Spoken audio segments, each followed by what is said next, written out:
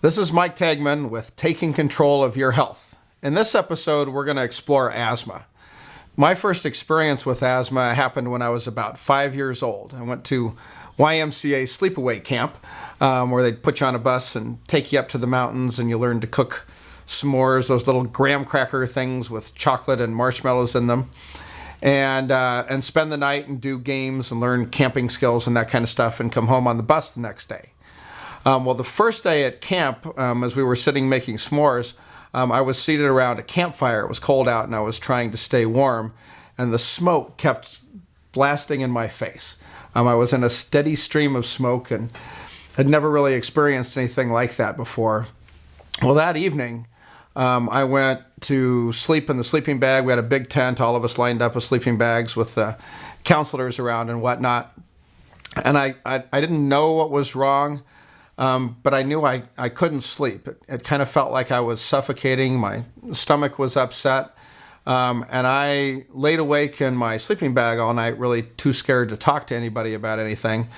And when daylight came around, one of the counselors said, Mike, it seems like something's not okay with you. And they brought me a special blue ribbon for being a good camper, I guess for having stayed awake all night. And when I got on the bus and went home, I didn't feel good on the whole trip on the way home.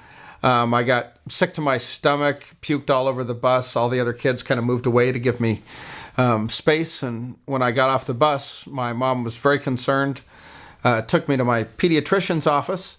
Dr. Schmidt examined me and decided that I needed to go to the hospital, put me in my mom's car with an oxygen tank, and we drove to the emergency department at Children's Hospital in Denver, where I was admitted to the emergency department and then into the intensive care unit for 2 weeks worth of treatment for my both pneumonia and asthma combined.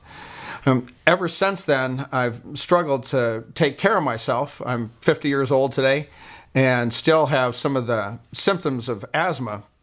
And asthma is one of those diseases that affects millions of people in this country. Many of them children.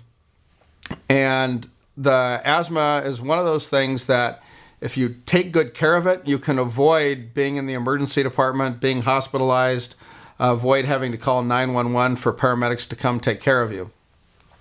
And there are a number of things that you can do in order to be able to manage your asthma, or if you've got friends or family members with asthma, chances are, those of you watching this right now, either yourself, somebody in your circle of friends or family suffers from asthma. Few things you can do to avoid the healthcare system around this issue. First one has to do with taking your medications. Now, with asthma, there are two medications that most people use. This is one of the ones I use. This is an Advair disc, and this is called a controller medication. Controller medications people need to take every day, whether or not they're having symptoms. It sets up your lungs and prevents you from having the wheezing and coughing that can go along with an asthma attack. Now, this particular disc is something that it turns out most people with asthma never been taught how to use correctly. The way it works is when you cock it like this, open it up, and when you cock this, you're tearing open a little foil packet inside this device that dumps powder on the floor of the device. So you don't want to tilt it in any way, shape, or form, or else the powder just dumps out.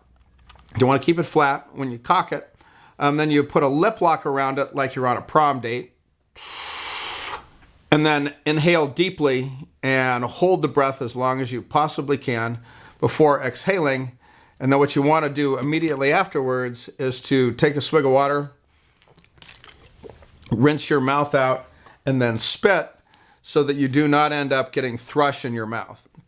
Something that's very important. One of the mistakes that people make with their controller medication is that they only take it when they feel like they might be having problems. It's something you've got to take every day.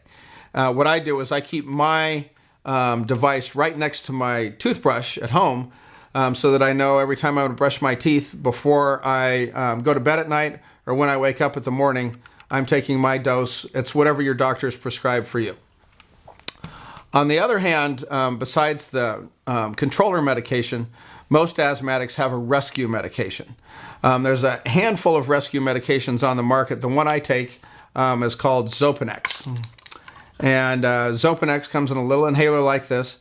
It's a liquid-based form of delivery, so the way you get it into your lungs is a little bit different than the controller medication, which in my case is a powdered medication. The rescue medication is to be used when you're having shortness of breath, when you're having difficulty. And the best way to use this is to use a spacer. There are a number of different kinds of spacers on the market. This is one I like because it's small enough that it fits in my pocket so I can carry it with me at all times.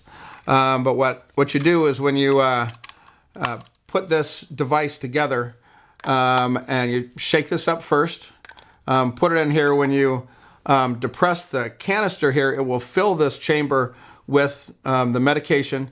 It's in a mist fluid form, and then it'll bring air in from around in order to drive the medication deeply into your lungs.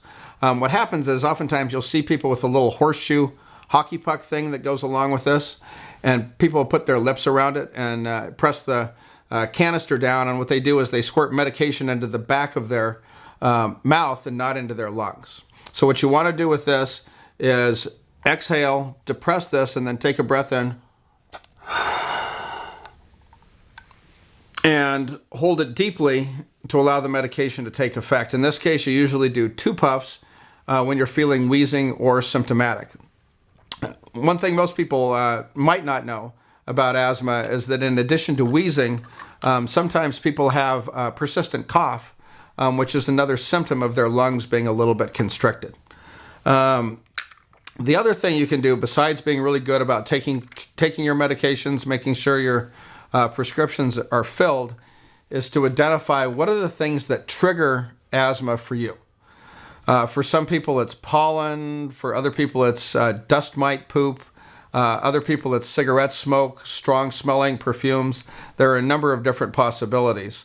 One of the ones for me, I have a favorite blanket at home. It's an old Grateful Dead blanket with the Grateful Dead dancing bear on it that seems to have a significant allergen in it for me. And when I made the mistake the other day of laying down on that blanket on my couch, fairly shortly my chest started to get tight. I started to wheeze, and it was a trigger for an asthma attack for me. So what I did was take it and wash it in super hot water.